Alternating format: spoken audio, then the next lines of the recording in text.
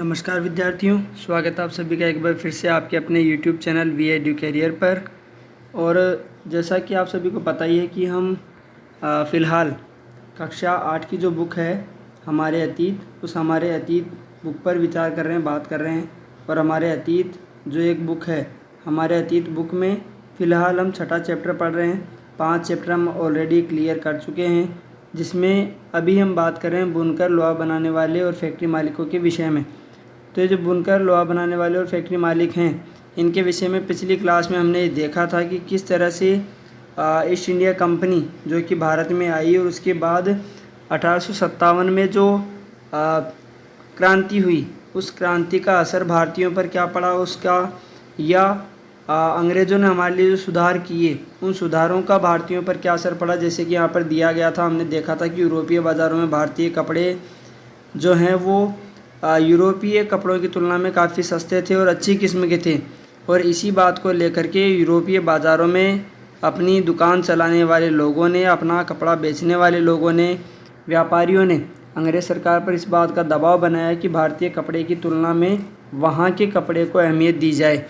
और औद्योगिक क्रांति जब हुई तो औद्योगिक क्रांति के तहत सबसे ज़्यादा जो औद्योगिक क्रांति का प्रभाव पड़ा वो इंग्लैंड में ही पड़ा था। और इंग्लैंड में औद्योगिक क्रांति शुरुआत होने की वजह से, या वहाँ पर इसका सूत्रपात होने की वजह से, इंग्लैंड के अंदर जो है वो ज़्यादातर चीज़ें आसानी से उपलब्ध होने लगी, या सही मात्रा में, सस्ते दाम में अच्छी वस्तुएं उपलब्ध होने लगी, क्योंकि वो सारी मशीनों से बनने वाली वस्तुएं थी। और मशीनों से बनने की वजह से उनकी लागत जो थी वो लागत बहुत कम होती थी। लागत से मतलब उन पर जो खर्चा होता था, जैसे कपड़ा बनाना है तो कपड़ा बनाने के लिए सूत चाहिए होगा, कपास चाहिए होगा, उसको साफ़ करके जब कपड़ा तैयार किया जाता था तो वो काफ़ी सस्ते में तैयार होता था। तो ऐसे में भारतीय बुनकरों के लिए, भारतीय कपड़ा बनाने वाले मज़दूरों के लिए एक समस्या उत्पन्न हो गई। और इसी समस्या पर विचार करते हुए आगे के बिंदुओं को आज हम पढ़ेंगे। तो सबसे पहले आप अपने चैनल को लाइक, शेयर और सब्सक्राइब ज़रूर करें, क्योंकि आपका चैनल दिनों दिन तरक्की करे, इससे बढ़िया बात और क्या हो सकती है। तो ऐसे में मैं आपसे एक बार फिर से ये उम्मीद रखता हूँ कि आप अपने चैनल को लाइक, शेयर और सब्सक्राइब ज़रूर करेंगे। शुरू करते हैं आज अपनी क्लास को, जिसमें सबसे पहले दिया हुआ है बुनकर कौन थे। यानी वास्तव में हम जिन बुनकरों के विषय में बात कर रहे हैं, आखिरकार वो बुनकर थे कौन। तो बुनकर आमतौर पर बुनाई का काम करने वाले समुदायों के ही कारीगर होते थे। बुनाई का काम करने वाले जो लोग हैं उन्हीं को क्या कहा गया, बुनकर कहा गया। वे पीढ़ी दर पीढ़ी इसी हुनर को आगे बढ़ाते थे। बंगाल के तांती, उत्तर भारत के जुलाहे या मोमीन, दक्षिण भारत के साले व केकोल्लार व देवांग समुदाय बुनकरों के लिए प्रसिद्ध थे। यानी ये अलग अलग जगहों पर उनके नाम के साथ उच्चारण किया जाने वाला एक शब्द विशेष है। जैसे बंगाल में उनको तांती कहा गया, उत्तर भारत में उनको जुलाहा कहा गया या मोमीन कहा गया, दक्षिण भारत के साले व केकोल्लार तथा देवांग समुदाय बुनकरों के लिए प्रसिद्ध थे। तो सूत कातना कपड़ा उत्पादन का सबसे पहला चरण था। कपास जो हमारे पास खेतों से उपलब्ध होती थी गांठ के रूप में, उसको एक एक धागे के रूप में बुनना, ये सूत कातना कहलाता है। यह काम अधिकांशतः महिलाओं के जिम्मे रहता था। चरखा और तकली घर घर में पाए जाते थे। चरखा वही है जो गांधी जी के टाइम पर आपने देखा होगा, जिसमें एक गोल पहिया है, पीछे उसको घुमाने के लिए एक रस्सी बनी हुई और यहाँ छोटा सा पहिया है जिसको घुमाया जाता था। धागे को चरखे पर काट कर तकली पर लपेट दिया जाता था। जब कताई पूरी हो जाती थी तो बुनकर इस धागे से कपड़े बुनते थे। ज़्यादातर समुदायों में बुनाई का काम पुरुष करते थे। रंगीन कपड़ा बनाने के लिए रंगरेज इस धागे को रंग देते थे। यानी जो कपास को काट करके धागा बनाया गया, उसी धागे को रंग दिया जाएगा रंगरेज के द्वारा। जैसे आज हम ड्राई क्लीन वगैरह करवाने जाते हैं, वही लोग पहले रंगरेज का काम करते थे, कपड़ा रंगने का। तो उनके द्वारा उस धागे को रंग दिया जाता था और कपड़ा जो है वो रंगदार तैयार हो जाता था, यानी रंगीन कपड़ा तैयार हो जाता था। छपाईदार कपड़ा बनाने के लिए बुनकरों को चिपकीगर नामक माहिर कारीगरों की ज़रूरत होती थी, जो ठप्पे से छपाई करते थे। ठप्पा मतलब जैसे हाथ पर मेहंदी का छापा बना दिया जाता है, या हाथ पर एक निशान के माध्यम से मेहंदी बना दी जाती है, वैसे ही कपड़ों पर मेहंदी डिजाइन बना दी जाती थी। हथकरघों पर होने वाली बुनाई और उससे जुड़े व्यवसायों से लाखों भारतीयों को रोजी रोटी मिलती थी। और यहाँ पर जो एक चित्र दिया गया, उस चित्र में दिखाया गया है तांती बुनकर गड्ढे वाले करघे में काम कर रहा है। क्या आप जानते हैं कि गड्ढे वाला करघा क्या होता है? तो ये जो गड्ढे वाला करगा उसमें क्या है, आज के टाइम पर क्या है, एक टेबल बनी हुई रहती है, उस पर स्टूल पर बैठ करके आदमी काम करता है। तो जैसे सिलाई मशीन में नीचे पैर छुपाने के लिए जगह होती है, वैसे पहले टेबल जब नहीं थी तो लोग क्या करते थे, इस फॉर्मेट पर या इस तख्ते पर जब धागा मिला करके वो कपड़ा बुन रहे हैं, उस टाइम पैरों को घुसाने के लिए, पैरों से उस मशीन को चलाने के लिए जगह होनी चाहिए थी। उसी के लिए उन्होंने गड्ढा किया और उस पर टेबल रख ली, ऐसा उसमें दिखाया गया। तो भारतीय कपड़े का पतन, कि जो भारतीय कपड़ा पूरे विश्व भर में फेमस था, प्रसिद्ध था, आखिरकार उसका पतन क्यों हुआ, इसके बारे में हम छोटे तौर पर पहले पढ़ चुके हैं कि मशीनी युग की आ जाने की वजह से सस्ता कपड़ा जो है वो उपलब्ध होने लग गया। तो ऐसे में भारतीय कपड़ा जो है उसके लिए चैलेंज बन गया। ब्रिटेन में सूती कपड़ा उद्योग के विकास से भारतीय कपड़ा उत्पादकों पर कई तरह के असर पड़े। पहला, अब भारतीय कपड़े को यूरोप और अमेरिका के बाज़ारों में ब्रिटिश उद्योगों में बने कपड़ों से मुकाबला करना पड़ता था, क्योंकि वो मशीनों से बना होता था। और दूसरा, भारत से इंग्लैंड को कपड़े का निर्यात मुश्किल होता जा रहा था, क्योंकि ब्रिटिश सरकार ने भारत से आने वाले कपड़े पर भारी सीमा शुल्क थोप दिए थे।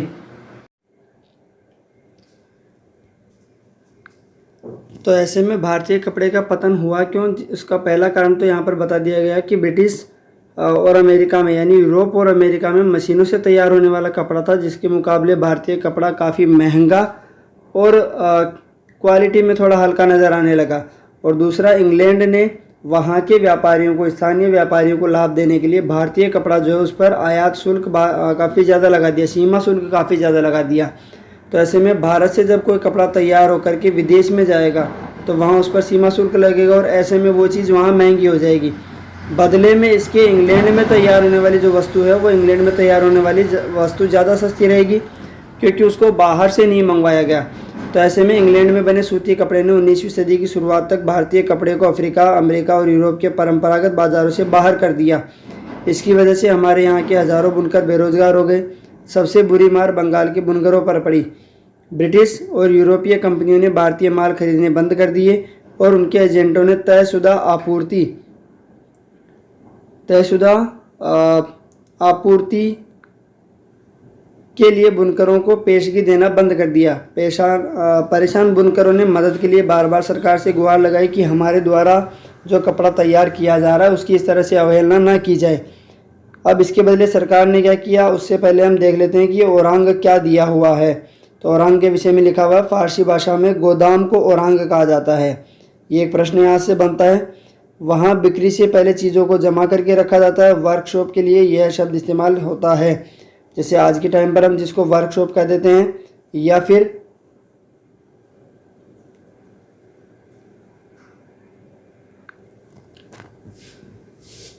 तो इस प्रकार ओरांग जो है वो वर्तमान गोदामों को ही कहा गया है, या फिर वर्कशॉप को कहा जा सकता है।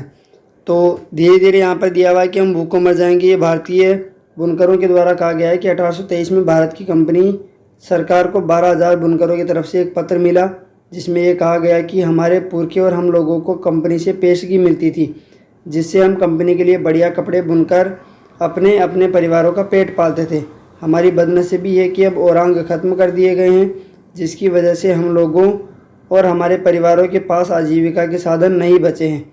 हम बुनकर हैं और कोई दूसरा कारोबार नहीं जानते। अगर बोर्ड ऑफ ट्रेड, व्यापार बोर्ड को कहा गया है, हम पर कृपा नहीं करती और हमें कपड़ों के ऑर्डर नहीं देता तो हम भूखे मर जाएंगे। यानी कहने का मतलब ये कि उस समय जो ये ओरांग ख़त्म कर दिए गए, गोदाम ख़त्म कर दिए गए, उसका नुकसान या उसकी भरपाई के लिए, उसके लिए रियायत देने के लिए भारतीय बुनकरों ने ये लेटर अंग्रेज़ सरकार को लिखा था कि वापस से ये चीज़ें शुरू कर दी जाए। लेकिन असली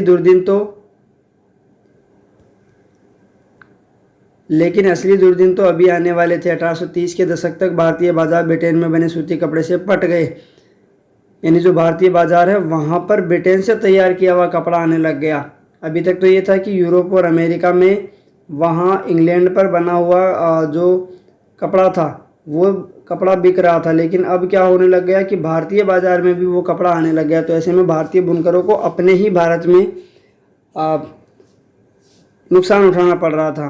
दरअसल 1880 के दशक तक स्थिति यह हो गई कि भारत के लोग जितना सूती कपड़ा पहनते थे उसमें से 2/3 ब्रिटेन का बना हुआ होता था। इससे न केवल बुनकरों बल्कि सूत कातने वालों की भी हालत ख़राब हो गई। जो लाखों ग्रामीण महिलाएं सूत कात कर अपनी आजीविका चला रही थी वे बेरोजगार हो गई। लेकिन भारत में हथकरघों से होने वाली बुनाई पूरी तरह खत्म नहीं हुई। इसकी वजह यह थी कि कपड़ों की कुछ किस्म मशीन पर नहीं बन सकती थी।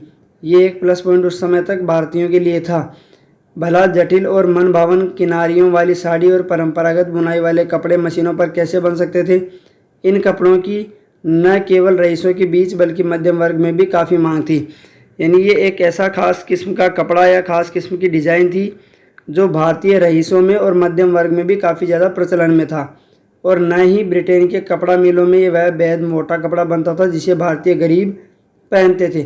यानी मशीनों के द्वारा तैयार किया गया कपड़ा क्वालिटी में अच्छा था, सस्ता था, लेकिन उस तरह का मोटा कपड़ा उस मशीन से तैयार नहीं होता था जैसा भारतीय गरीबों के लिए ज़रूरी था। और साथ ही साथ वो विशेष क्वालिटी या स्पेशल क्वालिटी भी भारतीयों के द्वारा जो तैयार की जाती थी वो उस मशीन के द्वारा तैयार नहीं हो पा रही थी। तो ऐसे में एक प्लस पॉइंट ज़रूर भारतीय बुनकरों के लिए बचा था। आपने पश्चिमी भारत में स्थित शोलापुर और दक्षिण भारत में स्थित मदुरा का जिक्र जरूर सुना होगा। ये शहर 19वीं सदी के आखिर में बुनकरी के नए महत्वपूर्ण केंद्र बनकर सामने आए। बाद में राष्ट्रीय आंदोलन के दौरान महात्मा गांधी ने भी लोगों से आह्वान किया कि वे आयातित कपड़े का बहिष्कार करें। यानी जो इंग्लैंड से बनकर के कपड़ा भारत में आ रहा है उस कपड़े का बहिष्कार करने की बजाय वो भारतीय कपड़े पर ध्यान दें और हाथ से कते सूत और हाथ से बुने हुए कपड़े ही पहने। इस तरह खादी राष्ट्रवाद का प्रतीक बनती चली गई। चरखा भारत की पहचान बन गया और 1931 में उसे भारतीय राष्ट्रीय कांग्रेस के तिरंगे झंडे के बीच वाली पट्टी पर जगह दी गई। तो यहाँ से एक और प्रश्न आपके लिए तैयार हो गया कि 1931 में भारतीय राष्ट्रीय कांग्रेस का जो तिरंगा झंडा था उसमें चरखे को जगह दी गई। आइए देखें कि आजीविका के साधन गंवा चुके बुनकरों और सूत काटने वालों का क्या हुआ। उनमें से बहुत सारे तो खेतीहर मजदूर बन गए, खेती करने लग गए, कुछ काम की तलाश में शहरों की तरफ चले गए और बहुत से देश से बाहर अफ्रीका व दक्षिणी अफ्रीका के बागानों में काम करने चले गए। इनमें से कुछ हथकरघा बुनकर को मुंबई, अहमदाबाद, शोलापुर, नागपुर और कानपुर में खुले नए कपड़ा कारखानों में नौकरी भी मिल गई। सूती कपड़ा मिलों का उदय, यानी धीरे धीरे जैसे जैसे वो हथकरघा खत्म होने लगे, जैसे जैसे वो बुनकरों का काम चौपट होने लगा, वैसे वैसे अब उनको यहाँ से कहीं और जगह मिलने लगी या सूती कपड़ा मिलों का उदय होने लगा। यानी छोटे कारखानों की बजाय अब बड़े कारखानों ने जगह लेने शुरू कर दी। भारत में पहली सूत कपड़ा मिल 1854 में बम्बई में स्थापित हुई। यहाँ से एक महत्वपूर्ण प्रश्न कि पहली सूती मिल कब तैयार हुई या सूती कपड़ा मिल कब तैयार हुई, तो 1854 में बम्बई में। यह कताई मिल थी। 19वीं सदी की शुरुआत से ही भारत से इंग्लैंड और चीन को होने वाले कच्चे कपास के निर्यात के लिए बम्बई एक महत्वपूर्ण बंदरगाह बन चुका था। बम्बई पश्चिमी भारत की काली मिट्टी वाली उस विशाल पट्टी से काफ़ी निकट था जहां कपास की खेती की जाती थी। जब वहां सूती कपड़ा मिलों की स्थापना हुई तो उन्हें कच्चा माल आसानी से मिलने लगा। यानी मुंबई में या बम्बई में इस कपड़ा मिल को या इस सूती कपड़ा मिल को स्थापित करने का सबसे बड़ा उद्देश्य या कारण क्या था कि वहाँ पर काली मिट्टी जो है उस काली मिट्टी की वजह से कपास आसानी से उपलब्ध हो जाता था। यानी एक तरह से कच्चा माल आसानी से उपलब्ध हो जाता था, इसी वजह से वहाँ पर इसको स्थापित किया गया। कताई विभाग में ज़्यादातर मजदूर महिलाएं होती थी जबकि बुनकर विभाग में ज़्यादातर पुरुष।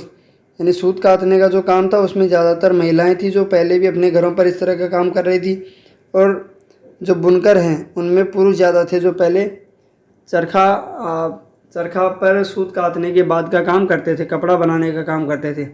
प्रगलन चट्टान या मिट्टी को बहुत ऊंचे तापमान पर गर्म करके धातु तैयार करने या धातु की बनी चीज़ों को पिघलाने की प्रक्रिया जिससे कोई नई चीज़ बनाई जा सके। यानी एक तरह से धातु को गलाने का काम और गला करके नई चीज़ बनाने के लिए तैयार की जाने वाली धातु को क्या कहा गया, प्रगलन। सन 1900 तक आते आते बम्बई में 84 कपड़ा मिलें शुरू हो चुकी थी। उनमें से बहुत सारी मिलें फारसी व गुजराती व्यापारियों ने खोली थी जो चीन के साथ व्यापार के जरिए काफ़ी पैसा कमा चुके थे। इस दौरान दूसरे शहरों में भी ऐसे कई कारखाने खोले गए। अहमदाबाद में पहला कारखाना 1861 में खुला। यहाँ से महत्वपूर्ण प्रश्न, अगले ही साल संयुक्त प्रांत स्थित कानपुर में भी एक कपड़ा कारखाना खुल गया। सूती कपड़ा मिलों की बढ़ती संख्या के कारण मजदूरों की मांग भी बढ़ने लगी। हजारों गरीब काश्तकार, दस्तकार व खेतीहर कामगार कारखानों में काम करने के लिए शहरों की तरफ जाने लगे। प्रारंभिक कुछ दशकों के दौरान भारतीय कपड़ा कारखानों को बहुत सारी समस्याओं से जूझना पड़ा। सबसे पहली समस्या तो यह थी कि इस उद्योग को ब्रिटेन से आए सस्ते कपड़ों का मुकाबला करना पड़ता था। यानी भले ही भारत में सूती मिलें स्थापित हो गई, सूती कपड़ा मिलें स्थापित हो गई, लेकिन ब्रिटेन में मशीनों से तैयार होने वाले कपड़े की तुलना में आज भी भारतीय कपड़े को प्रतिस्पर्धा करनी पड़ रही थी, कंपटीशन करना पड़ रहा था।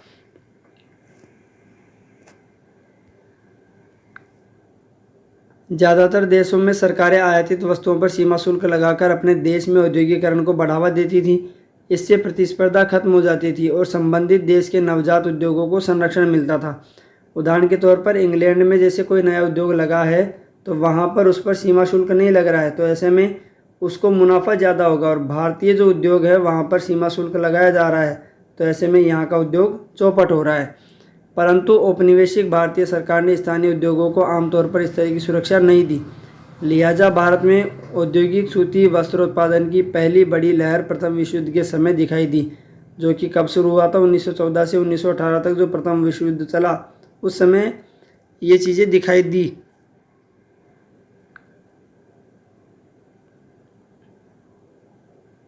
जब ब्रिटेन से आने वाले कपड़े की मात्रा में काफ़ी कमी आ गई, क्योंकि प्रथम विश्व युद्ध के कारण बीच में रुकावटें काफ़ी उत्पन्न हो गई और ब्रिटेन ने युद्ध पर खासतौर से उस समय ध्यान दिया, अपने उद्योग धंधों पर नहीं। और सैनिक ज़रूरतों को पूरा करने के लिए भारतीय कारखानों से कपड़े का उत्पादन बढ़ाने की मांग की जाने लगी। टीपू सुल्तान की तलवार और वुड्स स्टील, यानी केवल सूती वस्त्र मील को लेकर के या सूती कपड़े को लेकर के ही नहीं, बल्कि स्टील को लेकर के भी औद्योगिक क्रांति शुरू हुई। तो भारतीय इस्पात और लौह धातु कला की कहानी हम टीपू सुल्तान के एक मशहूर किस्से से शुरू करते हैं कि भारतीय इस्पात और लौह धातु कला जो है वो कितनी मशहूर थी। ये वही टीपू सुल्तान है जिन्होंने 1799 तक मैसूर पर शासन किया और अंग्रेज़ों से 4 लड़ाइयाँ लड़ी। इसके विषय में हम पहले कुछ चैप्टर, तीसरे या चौथे चैप्टर में देख चुके हैं। और हाथ में तलवार लिए लड़ते लड़ते मारे गए थे। टीपू की विश्वविख्यात तलवारें आज इंग्लैंड के संग्रहालयों की बहुमूल्य संपत्ति हैं। लेकिन क्या आप जानते हैं कि टीपू की तलवार इतनी खास क्यों थी? दरअसल इस तलवार की धार इतनी सख्त और पैनी थी कि वह दुश्मन के लोह कवच को भी आसानी से चीर सकती थी। यानी आप इस बात का अंदाज़ा लगा सकते हैं कि जो गार्ड या एक स्टील की बनी हुई या लोहे से बनी हुई एक जो सुरक्षात्मक ढाल सैनिक अपने साथ रखते थे, अपने सीने पर रखते थे, उसको भी ये काट देती थी। इस तलवार में यह गुण कार्बन की अधिक मात्रा वाली वुड्स नामक स्टील से पैदा हुआ था। यानी टीपू सुल्तान की तलवार में कार्बन की किस धातु की अधिक मात्रा को रखा गया? तो वुड्स नामक स्टील, जो पूरे दक्षिण भारत में बनाया जाता था। इस वुड्स स्टील की तलवारें बहुत पैनी और लहरदार होती थी। इनकी यह बनावट लोहे में गड़े कार्बन के बेहद सूक्ष्म कणों के कारण पैदा होती थी। यानी टीपू सुल्तान की जो तलवार फेमस थी, या टीपू सुल्तान की तलवार में ये जो एक विशेषता थी कि वो लोहे को भी काट देती थी, उसका कारण क्या है? Woods steel. टीपू सुल्तान की मृत्यु के 1 साल बाद 1800 में मैसूर की यात्रा करने वाले फ्रांसिस बुकानन ने इस बात का ब्यौरा दिया है कि मैसूर की सैकड़ों प्रगलन भट्टियों में वुड्स स्टील किस तरह बनाया जाता था। जैसा अभी हमने पहले देखा प्रगलन के विषय में कि किसी धातु को या मिट्टी को गला करके उससे नई वस्तु तैयार करने को क्या कहा गया? प्रगलन। इन भट्टियों में लोहे को काट कोयले के साथ मिलाकर मिट्टी की छोटी छोटी हांडियों में रख दिया जाता था। तापमान के जटिल उतार चढ़ाव को नियंत्रित करते हुए प्रगालक इस्पात की सिल्लियाँ तैयार कर लेते थे लोहे की, जिनका न केवल भारतीय बल्कि पश्चिमी और मध्य एशिया में भी तलवारें बनाने के लिए इस्तेमाल होता था। यहाँ टीपू सुल्तान की तलवार के विषय में लिखा गया है कि तलवार की मुठ पर कुरान की आयतें लिखी हुई है। यानी हैंडल जो होता है एक पकड़ने का, उस हैंडल पर कुरान की आयतें लिखी गई है टीपू सुल्तान की उस तलवार पर, जिनमें युद्ध में फतह के संदेश दिए गए हैं। गौर से देखिए कि शेर का सिर मुठ के निचले सिरे की तरफ है। यानी अगर ये पकड़ने का हैंडल है तो इसमें निचले हिस्से की तरफ यहाँ पर शेर का सिर है, शेर का मुख है। वुड्स असल में कन्नड़ शब्द, यानी ये जो वुड्स शब्द दिया गया है वुड्स स्टील, वो आया कहाँ से? तो वुड्स असल में कन्नड़ शब्द उक्कू, तेलुगु शब्द हुक्कू और तमिल व मलयालम शब्द उरुक्कू यानी स्टील का ही बिगड़ा हुआ अंग्रेजी रूप है। यानी कुल मिलाकर के कन्नड़ में उक्कू, तेलुगु में हुक्कू और तमिल और मलयालम का मिला हुआ शब्द उरुक्कू, इनसे मिलकर के क्या बना है, वुड्स स्टील नाम शब्द बना है। भारतीय वुड्स स्टील ने यूरोपीय वैज्ञानिकों को काफ़ी आकर्षित किया। विश्वविख्यात वैज्ञानिक और बिजली व विद्युत चुंबकत्व का आविष्कार करने वाली माइकल फैराडे ने भारतीय वुड्स स्टील की विशेषताओं का 4 साल तक अध्ययन किया, परंतु दक्षिण भारत में इतनी प्रचलित वुड्स स्टील निर्माण प्रक्रिया 19वीं सदी के मध्य तक आते पूरी तरह लुप्त हो चुकी थी। क्या आप बता सकते हैं कि ऐसा क्यों हुआ होगा? क्योंकि उस समय औद्योगिक क्रांति की शुरुआत हो चुकी थी। भारत पर अंग्रेज़ों की जीत के साथ ही यहाँ का तलवार और हथियार उद्योग समाप्त हो गया और भारतीय कारीगरों द्वारा बनाए गए लोहे व इस्पात का स्थान इंग्लैंड से आए लोहे और इस्पात ने ले लिया। और साथ ही उस समय जो बंदूकें वगैरह हमारे यहाँ पर आ गई थी, उनकी वजह से हाथ से चलाई जाने वाली ये चीज़ें बंद हो गई। गाँव की उजरी भट्टियाँ, जिससे पहले यहाँ पर धोगनी लिखा गया, हवा फेंकने का यंत्र, यानी जैसे कुछ कोयले के अंश होते हैं उन पर हवा फेंकी जाती है एक यंत्र से, जिससे इनमें आग जलती रहती है, तो उसको कहा गया है धोगनी। वुड्स स्टील उत्पादन के लिए लोहे के परिशोधन की बेहद परिष्कृत तकनीक जरूरी थी, परंतु भारत में 19वीं सदी के अंत तक लोहे का प्रगलन एक सामान्य गतिविधि थी। खासतौर से बिहार और मध्य भारत के हर एक ज़िले में ऐसे प्रगालक कारीगर थे जो लोहा बनाने के लिए लौह अयस्क के स्थानीय भंडारों का इस्तेमाल करते थे। इसी लोहे से कारखानों में दैनिक इस्तेमाल के औजार और साधन बनाए जाते थे। ज़्यादातर भट्टियाँ मिट्टी व धूप में सुखाई गई ईंटों से बनी होती थी। प्रगलन का काम पुरुष करते थे, जबकि महिलाएं धोकनी चलाती थी, यानी उसमें धुआं हटा करके हवा फेंकने का काम। वे कोयले को लगातार दहकाने के लिए हवा फेंकती रहती थी।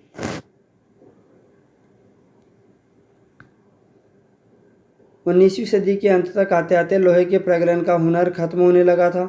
ज़्यादातर गांवों में भट्टियां ठंडी पड़ चुकी थी और लोहे का उत्पादन गिरता जा रहा था। ऐसा क्यों हुआ? क्योंकि उस समय औद्योगिक क्रांति शुरू हो चुकी थी और औद्योगिक क्रांति शुरू होने की वजह से भारतीय इस वुड्स स्टील का स्थान इंग्लैंड से आने वाले लोहे और इस्पात ने ले लिया, जो कि सस्ता और अच्छा था। ठीक वैसे ही जैसे भारतीय सूती कपड़े की जो मिलें हैं या जो हाथ करगा वगैरह थे, वह सब बंद हो चुके थे।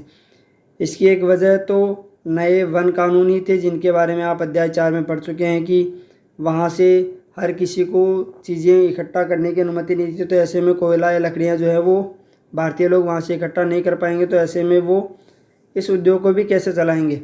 जब औपनिवेशिक सरकार ने आरक्षित वनों में लोगों के प्रवेश पर पाबंदी लगा दी, तो लोहा बनाने वालों को कोयले के लिए भला लकड़ी कहाँ से मिलती और लोहा अयस्क भी वे कहाँ से ला सकते थे।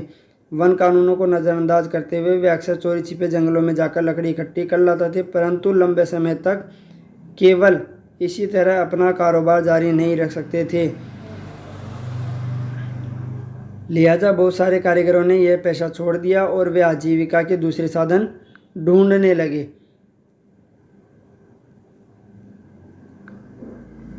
कुछ क्षेत्रों में सरकार ने जंगलों में आवाजाही की अनुमति दे दी, लेकिन प्रगालकों को अपनी प्रत्येक भट्टी के लिए वन विभाग को बहुत भारी कर चुकाने पड़ते थे, जिससे उनकी आय गिर जाती थी।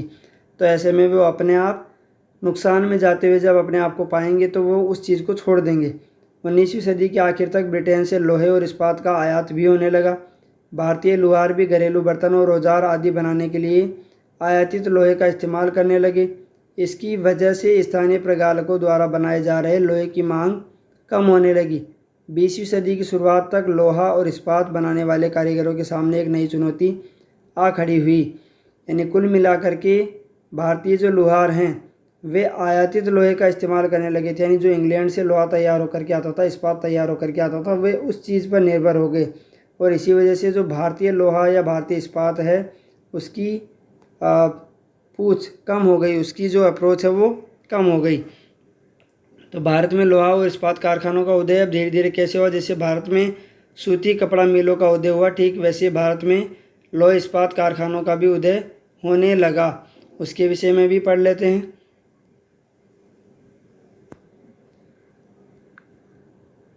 धातुमल, धातु को गलाने से पैदा होने वाला कचरा, उसको क्या कहा गया है? धातुमल कहा गया है। तो भारत में लोहा व इस्पात कारखानों का उदय किस प्रकार हुआ? तो सन 1904 की बात है। अप्रैल के महीने में अमेरिकी भूवैज्ञानिक चार्ल्स वेल्ड और जमशेदजी टाटा के सबसे बड़े बेटे दोराबजी टाटा छत्तीसगढ़ में लौह अयस्क भंडारों की खोजबीन करते घूम रहे थे। ये वही टाटा है जिनकी आज टाटा कंपनी चलती है। जमशेदजी टाटा, वे भारत में एक आधुनिक लोहा व इस्पात संयंत्र लगाने के लिए अच्छे लौह अयस्क भंडारों की तलाश में कई महीने और काफ़ी सारा पैसा खर्च कर चुके थे। जमशेदजी टाटा भारत में बड़ा लोहा और इस्पात कारखाना लगाने के लिए अपनी संपत्ति का बड़ा भाग खर्च करने के लिए तैयार थे, लेकिन इसके लिए पहली शर्त यह थी कि उम्दा लौह अयस्क भंडारों का पता लगा लिया जाए। एक दिन कई घंटे तक जंगल की खाक छानने के बाद वेल्ड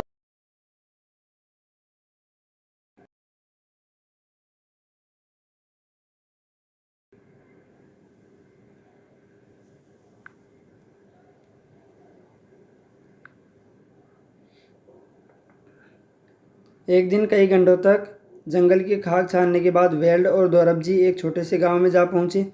वहां उन्होंने देखा कि कुछ स्त्री पुरुष टोकरियों में भरकर लौह अयस्क ले जा रहे थे। ये अगरिया समुदाय के लोग थे। इन अगरिया समुदाय के विषय में भी हम पढ़ेंगे।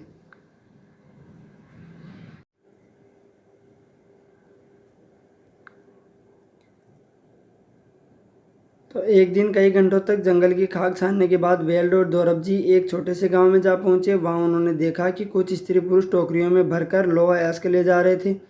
ये अगरिया समुदाय के लोग थे। और ये अगरिया कौन है, इसके विषय में आगे दिया हुआ आएगा।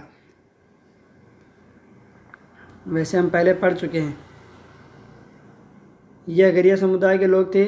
जब उनसे पूछा गया कि वे अयस्क कहाँ से लाए हैं तो उन्होंने दूर स्थित एक पहाड़ी की तरफ उंगली उठा दी। वेल्ड और दोरबजी घने जंगलों से होते हुए काफ़ी देर बाद थक कर उस पहाड़ी पर जा पहुँचे। पहाड़ी का अध्ययन करने के बाद वेल्ड ने बताया कि उन्हें जिस चीज़ की तलाश थी है वह मिल चुकी है। रजारा पहाड़ियाँ दुनिया के सबसे बेहतरीन लौह अयस्क भंडारों में से एक थी। एक और प्रश्न यहाँ से बनता है, रजारा पहाड़ियाँ है जहाँ से दुनिया का बेहतरीन लौह अयस्क उन्होंने प्राप्त किया। तो सबसे पहले दोरबजी ने या वेल्ड या दोरबजी ने कहाँ से लौह अयस्क प्राप्त किया? रजारा की पहाड़ियों से। लेकिन यहाँ एक परेशानी यह थी, यह सूखा इलाका था और कारखाना चलाने के लिए आसपास कहीं पानी नहीं था। लिहाजा कारखाना लगाने के लिए सही जगह के बारे में टाटा की तलाश जारी रही। अगरिया समुदाय के लोगों ने ही लौह अयस्क का एक और स्रोत ढूंढने में मदद दी, जहाँ से बाद में भिलाई स्टील संयंत्र को अयस्क की आपूर्ति की गई। कुछ साल बाद सुवर्णरेखा नदी के तट पर बहुत सारा जंगल साफ करके फैक्ट्री और एक औद्योगिक शहर बसाने के लिए कई जगह बनाई गई। इस शहर को जमशेदपुर नाम दिया गया। इस स्थान पर लौह अयस्क भंडारों के निकट ही पानी भी उपलब्ध था। यह Tata iron and steel company TISCO की स्थापना हुई, जिसमें 1912 से स्टील उत्पादन होने लगा। तो टिस्को की फुल फॉर्म है Tata iron and steel company. TISCO की स्थापना बहुत सही समय पर हुई थी। 19वीं सदी में भारत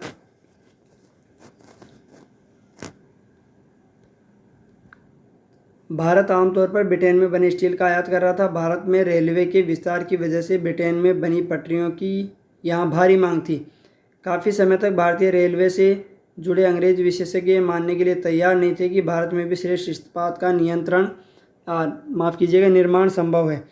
जब तक टिस्को की स्थापना हुई, हालात बदलने लगे। 1914 में पहला विश्व युद्ध शुरू हुआ। ब्रिटेन में बनने वाले इस्पात को यूरोप में युद्ध संबंधी आवश्यकताओं को पूरा करने के लिए झोंक दिया गया। ठीक वैसे जैसे सूती वस्त्र उद्योग यहाँ पनपा, वैसे ही ये लौह इस्पात उद्योग भी यहाँ पनपेगा। इस तरह भारत आने वाले ब्रिटिश स्टील की मात्रा में भारी गिरावट आई और रेल की पटरियों के लिए भारतीय रेलवे टिस्को पर आश्रित हो गया। जब युद्ध लंबा खिंच गया तो टिस्को को युद्ध के लिए गोलों के खोल मतलब जो तोप में लगाए जाते हैं और रेलगाड़ियों के पहिए बनाने का भी काम सौंप दिया गया। 1919 तक स्थिति यह हो गई कि टिस्को में बनने वाले 90% इस्पात को औपनिवेशिक सरकार ही खरीद लेती थी। यानी शुरुआत में जो सरकार हमारे उस इस्पात को खरीदने को तैयार नहीं थी, आज वो हमारी इस कंपनी में बनने वाले 90% इस्पात को खरीदने के लिए तैयार हो गई। जैसे जैसे समय बीता, टिस्को समूचे ब्रिटिश साम्राज्य में इस्पात का सबसे बड़ा कारखाना बन चुका था, जो कि भारतीय क्षेत्र में था। सूती कपड़े की तरह लोहे और इस्पात के मामले में भी औद्योगिक विस्तार तभी शुरू हुआ जब भारत में ब्रिटिश आयात गिरने लगा। और ये आयात क्यों गिरा? क्योंकि उस समय प्रथम विश्व युद्ध शुरू हो गया था। तो ऐसे में जो ईस्ट इंडिया कंपनी है, जो ब्रिटिश कंपनी है, वो युद्ध पर ज़्यादा ध्यान दे रही थी, इधर नहीं। तो ऐसे में भारतीय उद्योग जो हैं वो पनपने लगे। युद्ध की ज़रूरतों को पूरा करने के लिए टिस्को को अपनी क्षमता और फैक्ट्री का आकार बढ़ाना पड़ा। विस्तार का यह काम युद्ध के बाद भी चलता रहा। इस चित्र में दिए गए विद्युत संयंत्र और बॉयलर संयंत्र बनाए जा रहे हैं जमशेदपुर 1919 में।